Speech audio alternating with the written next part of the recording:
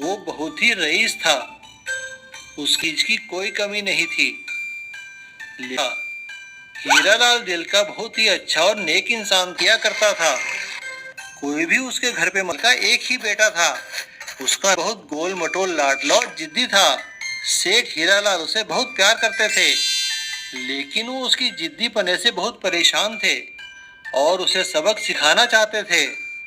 एक दिन लड्डू ने अपने पिताजी से आकर कहा। अपने बेटे की बात सुनकर सेठ हीरालाल ने कहा, अरे हाँ बेटा, मैं तेरे लिए साइकिल ले आऊंगा। साइकिल लाने का वादा दबा के रखी है, लेकिन एक शर्त है, ठीक खुदाई करके निकालनी पड़ेगी। सोने की साइकिल चाहिए तो यही दिन से अपने खेत के बीचों बीच खुदाई करने लग गया।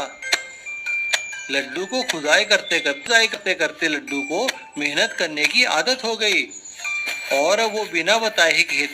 लड्डू बहुत खुश हुआ क्योंकि पूरा खड्डा खोदने में मेहनत तो उसने की थी और पानी निकलता देखकर उसे बहुत अच्छा लगा। और उसने अपने पिता से कहा, पिताजी पिताजी चलिए चलिए चलिए।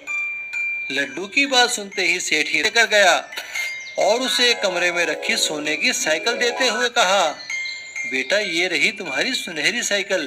सोने की साइकिल जरूर मिलेगी और ये तुम्हारी मेहनत का इनाम भी है, क्योंकि तुम्हारी मेहनत के कारण हमारे यहाँ पानी की समस्या बिल्कुल खत्म हो गई।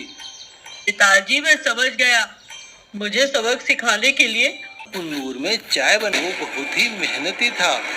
फैक्ट्री के प्रबंधक उसकी हमेशा और साथ ही तारीफ किया करते थे लता के हाथ की बनाई इडली की। भाई श्याम, लंच का टाइम हो गया है, अपना टिफिन तो खोलो भाई, हमने आपके लिए 2 इडली स्पेशल भेजी हैं। हाँ भाई ठीक है, लता का हमारी ओर से धन्यवाद कहना। और सभी लोग मिलकर लंच करने लगते हैं। सब कुछ सही चल, भाग्य को कुछ और ही मंजूर था। एक दिन अचानक फैक्ट्री में काम करते हुए श्याम के दोनों होटल से घर आने के बाद वो लेकिन भला वो पैसा कितने दिन चलता। मुआवजे का पैसा खत्म होने की स्थिति में अब लता के सामने न होने के कारण कोई काम नहीं कर सकता था। कहा, लता मैं तुम लोगों के लिए कुछ नहीं कर पाऊंगा, इससे अच्छा तो। उनकी बात सुनकर लता ने कहा, अजी आप ऐसा क्यों कहते हैं? लोगों के घर के बाहर एक गाड़ी आकर रुकती है, वो दोनों हमें तो आपके यहाँ की इडलियाँ खींच लाई यहाँ पर।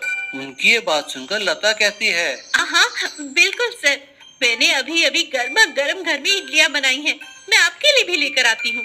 ऐसा कहकर लता उनके लिए इडलियों भरी प्लेट लेकर आती है। ताकि बहुत तारीफ करते हैं और उन्हें एक प्रस्ताव देते हैं।